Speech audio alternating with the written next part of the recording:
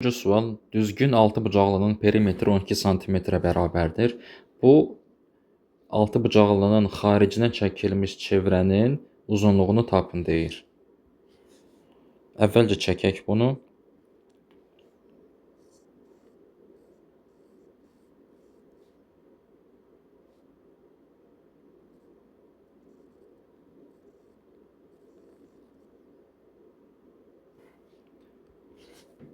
Bu olsun çevrənin mərkəzi.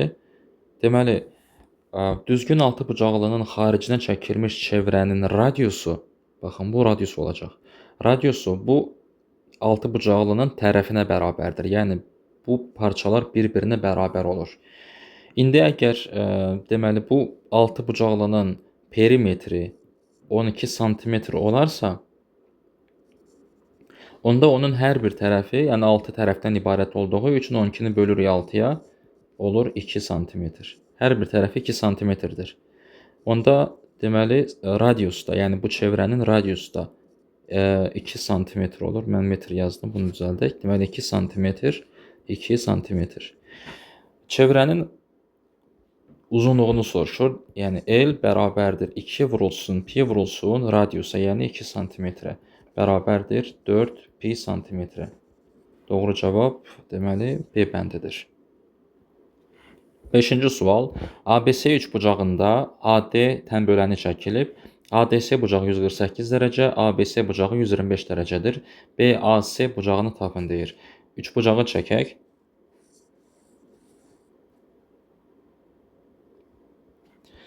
Olsun bu A, B və C təpələri. İndi AD tənböləni çəkilib. A təpəsindən deməli tənbölən çəkirik.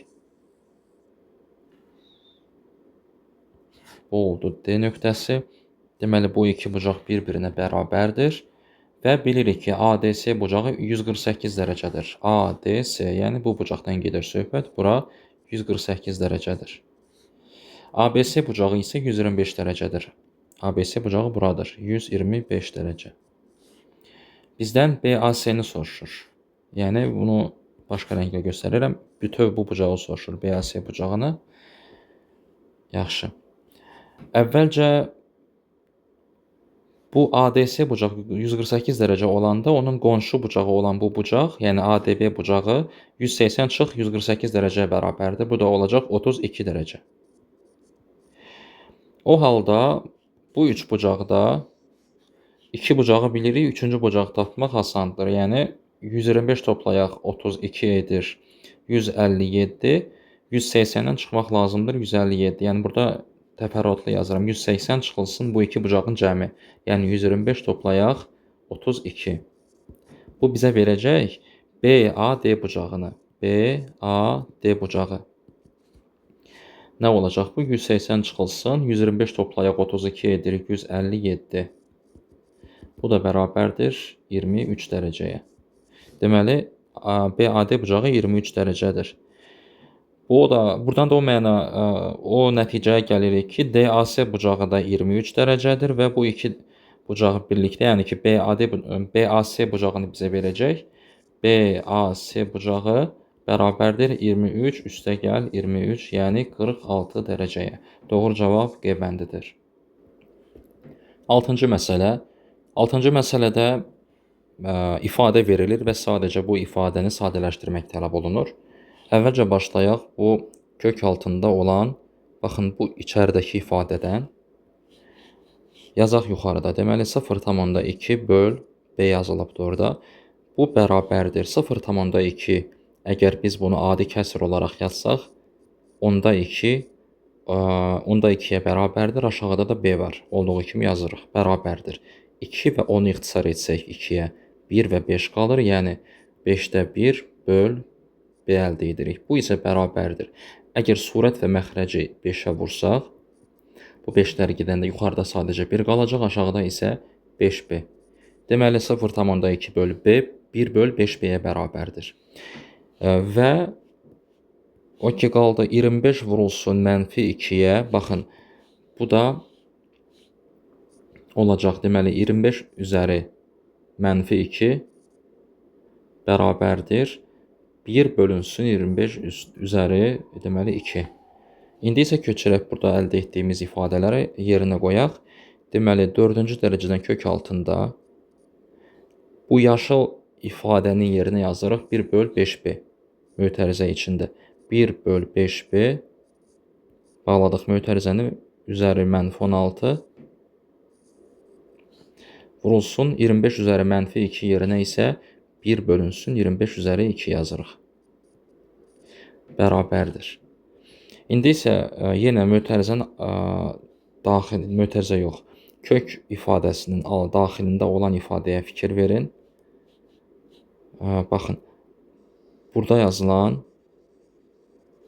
yəni dərəcə mənfi olduğu üçün kəsrin yerini də, yəni surət və məxrəc yerini dəyişir. Olacaq 4-cü dərəcədən kök altında 1 aşağı enir, 5b yuxarı çıxır. Olacaq 5b bölünsün 1. Bağladıq mötərizəni və -16 yox, indi yazarıq 16. Yəni işarə dəyişir. Vurulsun 1 böl 25 üzəri 2. Bərabərdir. Bunu gəlin aşağıda yazaq. Nə olacaq bu? Bu 5b bölü 1 sadəcə 5b-dir. Ona görə də sadəcə bunu 5b olaraq yaza bilərik. İndi isə 4-cü dərəcədən kök altında gəlin bunu mərhələli şəkildə yazaq. Deməli 5b üzəri 16 vurulsun 1 böl 25 üzəri 2. Yəni bu 25 üzəri 2-ni belə yaza bilərik. 25-in yerinə baxın, bu 25-in yerinə 5 üzəri 2 yazaq və 2-də yəni olduğu kimi yazaq yuxarıda 2 üzəri 2 idi. Bərabərdir. İndi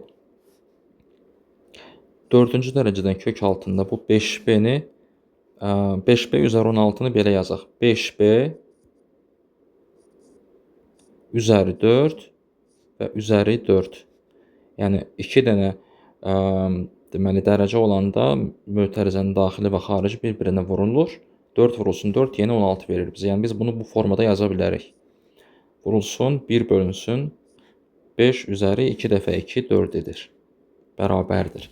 İndi bu 4, yəni 4-cü dərəcədən kök və bu 4-cü dərəcə ixtisar gedəcək, amma daxildə qalan bu ifadəni modulda yazmağımız lazımdır. Modul 5b üzəri 4 bağladıq modulu vurulsun 1 böl 5 üzəri 4. İndi fikir verin, bu modulun daxilində yazılan ifadə 5b üzəri 4, yəni 4-cü dərəcədən olduğu üçün bu həmişə müsbət olacaq. Ona görə də biz modulları sadəcə silə bilərik. Bərabərdir 5b üzəri 4 vurulsun 1 böl 5 üzəri 4 bərabərdir. İndi bu mötərizəni açaq. 2 dənə vuruq var, 5 və b. Hər birini 4-cü dərəcəyə yüksəltməyimiz lazımdır. Olacaq 5 üzəri 4 vurulsun b üzəri 4 vurulsun 1 böl 5 üzəri 4. Bu 5 üzəri 4-lər ixtisar gedir və qalır sadəcə b üzəri 4. Ona görə də doğru cavab B bəndidir.